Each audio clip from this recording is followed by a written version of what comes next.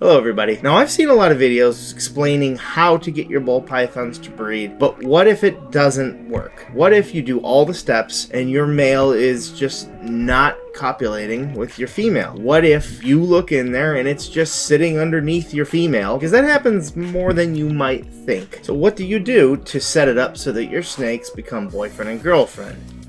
Before I get into the list, I do want to make sure that you've done a few things. First, you want to make sure your female is at about 1,500 grams. This gives her the ability to not only remain healthy and safe during her pregnancy, but also gives her the ability to give you a lot of healthy, viable eggs. And that is very important. I find if people pair too early, you don't get a lot of eggs. You can cheat a little maybe with like 1,400 grams or so, because they will go on a food binge typically. But I find that if they get a little bit bigger, they are going to provide you with a much more healthy and much more abundant clutch typically. This means that she will reach about 3 years of age typically. Your male, however, can be much younger. Usually I've seen in the past about 1.5 years, but I think the narrative's been changing on that. Personally, I think around 1 year is fine, but there are plenty of reports out there of males producing at 6 months. I've seen it with my own eyes, and I certainly don't think that it's unhealthy. Now, young males do come with a risk. They might not produce all that well for you right off the first year. You might pair them to 3 females and you find that only your first female that you ever bred produces anything for you. So just make sure that it is indeed producing sperm plugs and that you feel safe and accept the risk in breeding a first-time male, possibly a little too young. You want to make sure they're a healthy weight. Usually I hear about 700 grams. The reason for this is because often the males will stop eating, and you want to make sure that they have enough weight on them to remain healthy throughout possibly a lengthy food strike. While they're breeding, for whatever reason, they just don't want to eat sometimes. This isn't always the case, but I find it to be true at least 50% of the time myself. You're going to want to up your food, especially for those females. They are going to be fed at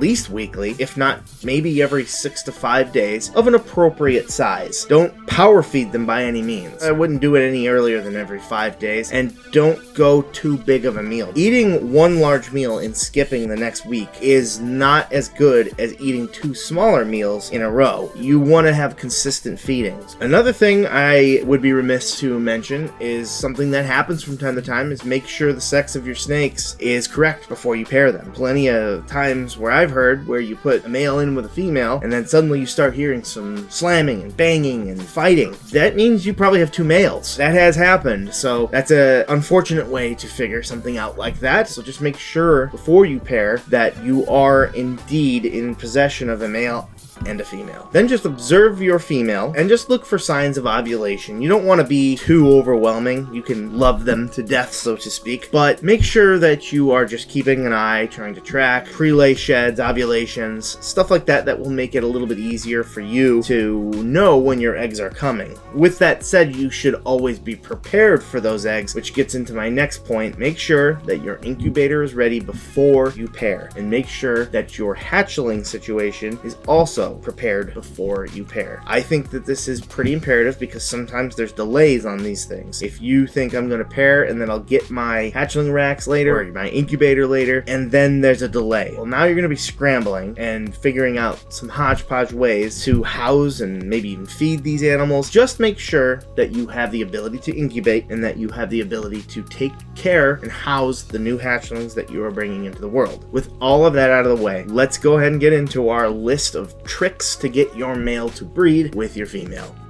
First up, I hear a lot, and probably the most, is pair during the rain. Ball pythons, and many animals for that matter, seem to be able to sense atmospheric conditions much better than we can. It's an instinct that they have kept alive by being essentially wild animals, whereas we have lost this ability if we ever had it at all. For some reason, they seem to like pairing up in the rain, and I find this to be true, quite frankly. I have paired when it's raining, and I have a higher success rate. I don't really know what it is, but it works. I also find that if you mist them down or spray them down with water, I find that this gets them a little bit more willing to breed.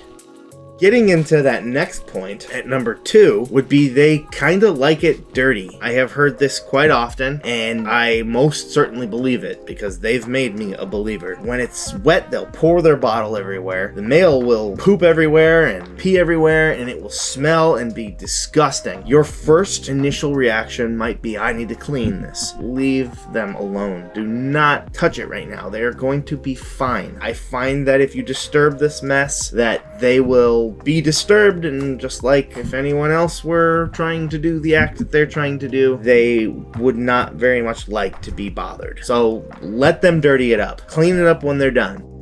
Number 3 would be to use another male's shed, and this needs to be a sexually mature male that is also breeding or producing sperm plugs. This kind of simulates another male. They smell the other male, and they feel a need to hurry up and get the job done so that they can pass their genetic material on before the other male can. This is a really good trick. I usually get the other male's shed wet a little bit, as I find that wet shed seems to do the trick a little bit better, and just kind of throw it in there in the middle of your tub or wherever you got them, and just leave them alone. Number 4 is gonna be kind of gross. If the other male shed does not work, you can take a little bit of your snake sperm plugs on your finger or wherever and wipe it down the back of your female. This will entice him to hurry up and mate with that female so that he can beat the other male to the punch and pass along his genetic material. It is a similar scent-based theory, and I also find this one to be very effective. It's not maybe a little gross. Number 5 would be to drive with your snake. I've heard this from a couple different breeders. I've never actually tried this one myself, but putting them in, say, a snake bag or maybe your hoodie and taking a quick drive around the block, or, I've even heard you go to Walmart with them. I don't know if that's a good idea, but take them out for a drive. Make sure that it's not dangerous out in some sub-degree temperatures. It can be a little cold, but just take them for a quick drive. Make sure that they're safe and secure, and bring them back home. And for some reason, just kind of sort of resets their mindset, I guess, and just maybe puts them in the mood. This isn't something, again, that I've tried personally, but it's something I've heard from very experienced breeders, so I have no reason not to trust that that is 100% true. Number 6 would be to follow the seasonal cycle. I say this one with a grain of salt because, quite frankly, ball pythons can breed anytime. But a lot of people have far more success starting breeding season in October, typically is around that time, or fall, somewhere in the fall. This is because in Africa, in their natural habitat, there's a little bit of a cooling off period, and that is usually when they seek out partners to mate. This simulates their natural environment where they're found in the wild in Africa. And I do follow this. It's just a good time to start. Everyone else starts around that time, but I have a fairly decent amount of snakes that go off cycle, and quite frankly, those ones breed really well for me. I have 3 or 4 that breed for me. Starting about now is when I start pairing them. So take this one with a grain of salt. I think that you should probably try to adhere to it, but I don't 100% think that it is an absolute 100% rule that you have to follow, because I have plenty that don't. Following that up with the 7th tip would be having a cooling off period. Again, this is not something that every breeder does, but what I was referring to earlier with the cooling off period in Africa, females do cool themselves off, I see. So you can drop the temperature just a little bit in the evenings around the time that you're breeding them. So this could just be a night drop. A lot of thermostats, especially the fancier ones, have a night drop built in so that you can set it to, say, at about 10:30 or 11 o'clock at night to drop maybe 3-4 degrees. This will simulate that night drop and allow a little bit of a cooling off period for your ball python females to build their eggs. But there's usually typically enough space, whether you're in tub or tank, for your ball python to move to the cooler side to cool off. So I hear a lot of breeders don't do night drops. They don't bother. I have done both. I typically still do a little bit of a temperature drop, but I can't say one way or the other if it makes a major difference. It's not a bad idea. I definitely don't think that it's going to cause you any harm, just so long as it's not a massive cooling off. It only needs to be a few degrees less than what you normally have it at, and only during the night. The next tip at number 8 would be to put your male with your female. And you might think, well, duh, but I'm not referring to it in the regard you think. Obviously, they have to be together. I'm saying that you need to put your male in your female's enclosure, not the opposite, and not in a separate enclosure. I do see sometimes people put the female with the male. I see sometimes they put it in a different enclosure entirely just for the breeding process. Similar to with feeding, I don't recommend taking the ball python out of its home. The female should be in the female tank. For one, typically the female's enclosure is going to be a little bit bigger because they are a little bit bigger. Putting a female in a male's just, I don't think it's a good idea. They also have a decision and they don't have to breed with the male. There is plenty of ways, especially when they're a lot bigger, for the female to resist the male. And one of those is to just quite frankly lay on top of them. Just put your males in your females' enclosures. At number 9, you typically do not want to pair when either is in the shed. Now, I've heard that just the female being in shed is a deal breaker, and then I've also heard the male being in shed is a deal breaker. I personally do not have a lot of success when either is in shed, but I have had them pair. I typically find that the female being in shed is a complete deal breaker, whereas the male sometimes might. But typically, just wait till they're both out of shed to pair. Usually right after the female sheds, it's a pretty good time to introduce them.